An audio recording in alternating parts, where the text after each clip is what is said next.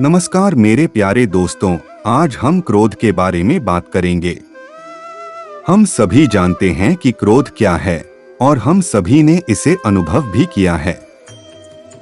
चाहे वह एक पल भर का चिड़चिड़ापन हो या पूरी तरह का भयंकर क्रोध। क्रोध आना पूरी तरह से सामान्य है। सामान्यता एक स्वस्थ मनुष्य भावना है। लेकिन जब यह अनियंत्रित हो जाता है और विनाशकारी हो जाता है तो यह व्यक्ति और समाज के लिए समस्याएं उत्पन्न कर सकता है। समस्या जैसे कि काम में, आपके व्यक्तिगत रिश्तों में और आपके जीवन की कुल गुणवत्ता में दुविधा। क्रोध आपको ऐसा महसूस करा सकता है कि आप एक अनिश्चित और शक्तिशाली भावना का स्वरूप हैं। क्रोध एक भावनात्मक स्थिति है जिसकी शुरुआत तीव्रता हल्के उत्तेजना से लेकर तीव्र क्रोध और विनाशकारी जैसे विभिन्न स्थिति तक जा सकती है। मनुष्य का क्रोध उत्पन्न बाह्य और आंतरिक घटनाओं दोनों से प्रेरित किया जा सकता है। आप किसी विशिष्ट व्यक्ति जैसे कि सहकर्मी या पर्यवेक्षक, परिवार के लोग, रिश्तेदार या बाहरी घटना जैसे कि ट्रैफिक जैम, रद्द हुआ फ्लाइट जैसे कारणों से गुस्सा हो सकता है। या फिर आपका क्रोध आपकी व्यक्तिगत समस्याओं के कारण आ सकता है। किसी चीज के बारे में चिंता करने के कारण हो सकता है। जीवन में पहले घटी हुई घटनाओं की यादें भी गुस्से की भावनाएं उत्पन्न कर सकती हैं। इसलिए कहते हैं, गुस्सा आए तो रुकना सीखे, गलती हो जाए तो झुकना सीखे। माफी मांगने से कोई छोटा नहीं बन जाता। और आपने कभी महसूस किया होगा कि कुछ रिश्तों में दरार आ जाती है, लोग हमसे दूर होने लगते हैं। तो रिश्ते कभी अपने आप नहीं टूटते। हमारा अहंकार, गलत रवैया उन्हें तोड़ देता है। अगर आप चाहते हैं कि आपके रिश्ते सलामत रहे, अपने लोग दूर ना हो, तो अपने गुस्से, क्रोध पर नियंत्रण रखना सीखिए। अपना रवैया बदले, अच्छे इंसान बने। दोस्तों, जैसा कि हम सब जानते हैं कि श्रीमद् भगवद गीता जीवन के लिए एक पुस्तिका है। और हम जानते हैं कि क्रोध हमारे जीवन का एक बहुत ही महत्वपूर्ण हिस्सा है। यह बेहतर है कि हम क्रोध पर नियंत्रण रखना सीखें, बजाय इसके कि क्रोध हमें नियंत्रित करने लगे। तो आइए श्रीमद् भगवद गीता से सीखें कि गुस्से पर कैसे काबू पाया जाए। अच्छा इंसान वो होता है जो दुखों की प्राप्ति होने पर जिसके मन में उद्वेग नहीं होता, सुखों की प्राप्ति में जो सर्वथा निष्प्रह है और जिसके राग, भय और क्रोध नष्ट हो गए हैं, ऐसा मुनि स्थिर बुद्धि कहा जाता है। भगवत गीता के दूसरे अध्याय के 63वें श्लोक में कहा गया है, क्रोधात् भवति सम्मोह, सम्मोहात् स्मृति विभ्रम, स्मृति भ्रंशात् बुद्धिनाशो, बुद्धिनाशात् प्रणश्यति। जिसका अर्थ है, क्रोध से अत्यंत मूढ़ भाव उत्पन्न हो जाता है, मूढ़ भाव से स्मृति में भ्रम हो जाता है, स्मृति में भ्रम हो जाने से बुद्धि अर्थात ज्ञान शक्ति का नाश हो जाता है और बुद्धि का नाश हो जाने से यह पुरुष अपनी स्थिर से गिर जाता है। क्रोध से मनुष्य की मति यानी बुद्धिद मारी जाती है। बुद्धि का नाश हो जाने पर मनुष्य खुद अपना ही नाश कर बैठता है। कई बच्चों को बहुत गुस्सा आता है। ऐसे में यह श्लोक उन्हें गुस्सा करने से होने नुकसानों से अवगत कराता है। किसी भी समस्या के मूल कारणों और प्रभावों को समझकर हम आसानी से समाधान की ओर बढ़ सकते हैं। हर समाधान समस्या में निहित है। इस प्रकार जीवन की पुस्तक भगवद गीता हमें सिखाती है कि क्रोध को कैसे नियंत्रित किया जाए। दिव्य भगवद गीता के अनुसार क्रोध के कारण अनेक प्रकार के हैं। वैसे देखा जाए तो आमतौर पर हम क्रोधित हो जाते हैं क्योंकि चीजें उस तरह नहीं होती जैसी हम चाहते हैं। गुस्सा हमारी कमजोरी से पैदा होता है और अगर इसे नियंत्रित न किया जाए तो यह हमारी सबसे बड़ी कमजोरी बन जाता है। दूसरे शब्दों में कहा जाए तो जब हम अपनी इच्छाओं को पूरा नहीं कर पाते तो हमें गुस्सा आता है। यह सब एक उत्तेजना से शुरू होता है यानी एक इंद्रिय वस्तु यानी हमारी इंद्रियों के आनंद या संतुष्टि के रूप में उपयोग की जाने वाली कोई भी चीज है। उस पर चिंतन करते करते व्यक्ति को उससे लगाव हो जाता है।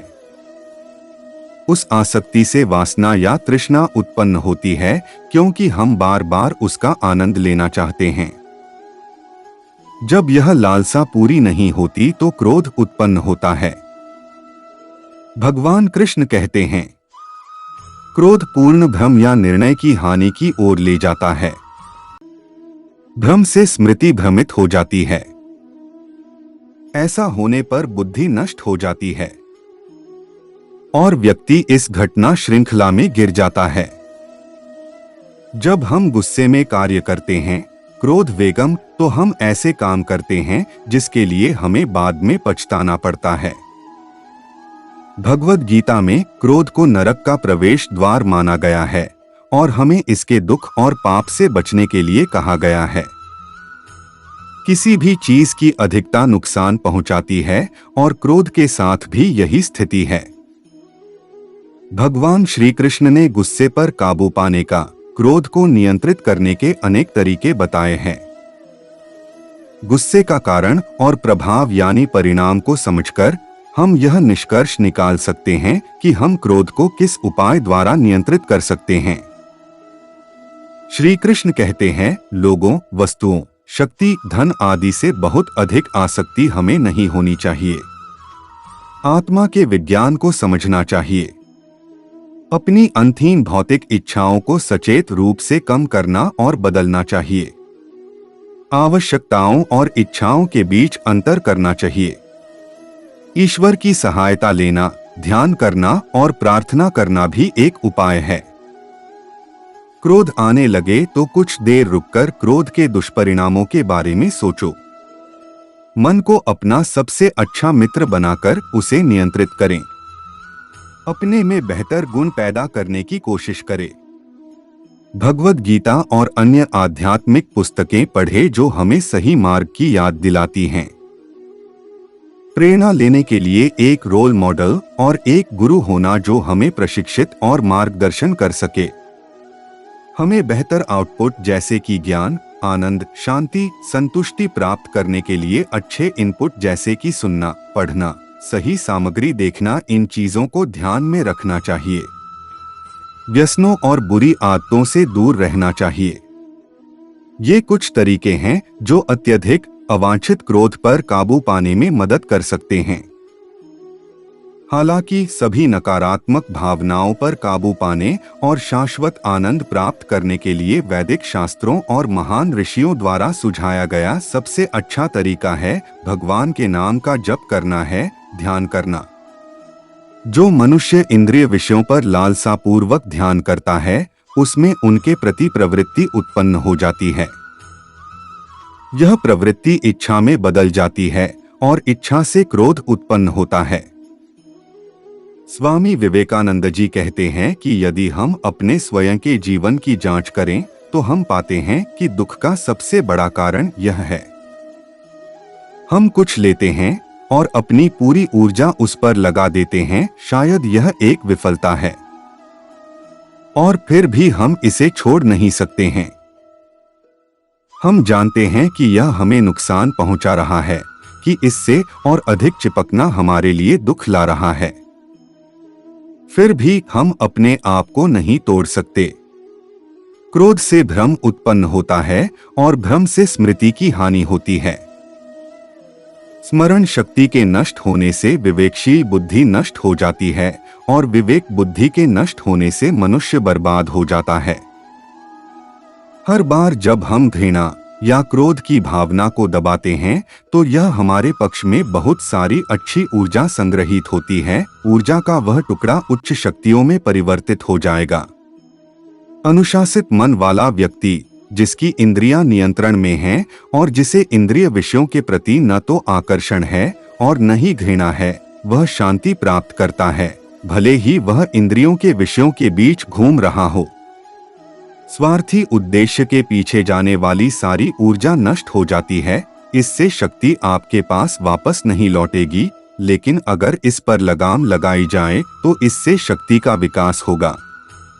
यह आत्मनियंत्रण एक शक्तिशाली इच्छा शक्ति, एक ऐसा चरित्र उत्पन्न करेगा जो एक मसीह या बुद्ध बनाता है। शांति प्राप्त होने पर व्यक्ति के सभी दुख समाप्त हो जाते हैं, क्योंकि शांत मनुष्य की बुद्धि शीघ्र ही स्थिर हो जाती है। आइए हम स्वयं के साथ शांति, पूर्ण शांति में रहें और अपने पूरे शरीर, मन और सब कुछ को भगवान के लिए एक शाश्वत बलिदान के रूप में त्याग दें। दिन रात हम अपने प्रतीत होने वाले स्वयं को तब तक त्यागें जब तक कि ऐसा करना हमारी आदत न बन जाए। फिर गर्जना करती तोपों और युद्ध के शोर के साथ युद्ध के मैदान के बीच में जाओ और तुम स्वयं को स्वतंत्र और शांति में पाओगे। आशा है कि आपको ये लेख पसंद आया होगा।